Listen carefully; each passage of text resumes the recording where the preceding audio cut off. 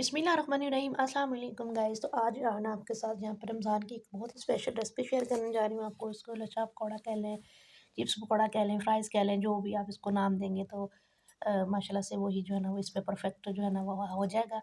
तो यहाँ पर मैंने 2 आलू स्लाइस में कट किए हैं चिप्स के लिए, जिस तरह से हम लोग कट करते हैं फ्राइज़ के लिए।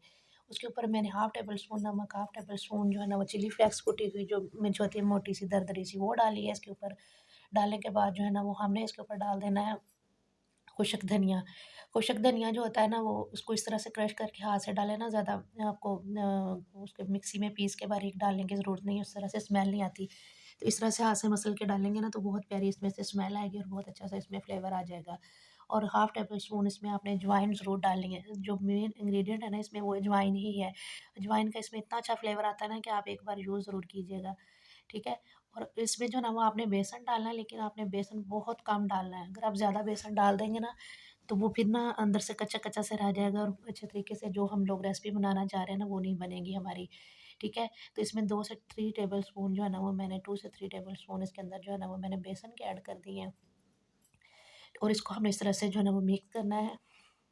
उतनी देर में जो लोग मेरे चैनल पर न्यू हैं, मेरे चैनल को सब्सक्राइब कर लीजिए, मेरे वीडियो को आगे लाइक और शेयर फैमिली मेंबर्स के साथ ज़रूर किया करें, ठीक है? तो आपने पहले पानी का छींटा नहीं लगाना है, इसको as it is he mix करना है। जब आप देखें कि ये थोड़ा-सा मुश्किल हो रहा है, अगर आप शुरू में पानी लगा देंगे तो कहीं आपका जो मटीरियल है ना वो ज़्यादा पतला ना हो जाए, तो फिर ये आपके जुड़ेंगे नहीं पकौड़े, ठीक है ना? इस तरह से जो है ना वो आपने इस तरह से लच्छा पकौड़ा की शक्ल में जो है ना इसको जो है वो डालते जाना है इसके अंदर, अपने पैन के अंदर आपने गरम ऑयल में डालते जाना है।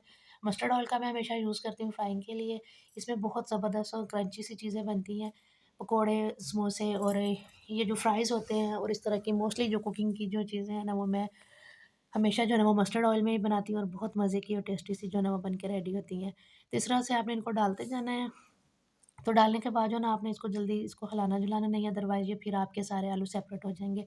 तो इस तरह से लच्छे की शक्ल में जो है ना वो हमारे पकौड़े जो है ना वो नहीं बनेंगे। तो आप इसको एक बार ट्राई ज़रूर कीजिएगा और मुझे फीडबैक ज़रूर दीजिएगा अपने प्यारे से कमेंट के साथ कि मेरी आज की रेसिपी आपको कैसी लगी है। और जो लोग मेरे चैनल को जिन्होंने ऑलरेडी स जो है ना वो सब्सक्राइब किया हुआ है, उन सबका बहुत-बहुत शुक्रिया उनके प्यार का, उनके खलूस का। तो मेरी रेसिपी को ट्राई कीजिएगा और मुझे अपना प्यारा-सा फीडबैक ज़रूर दीजिएगा। अपना बहुत सारा ख़्याल रखिएगा, माँ-बाप का ख़्याल रखिएगा, दुआओं में याद रखिएगा। Thanks for watching.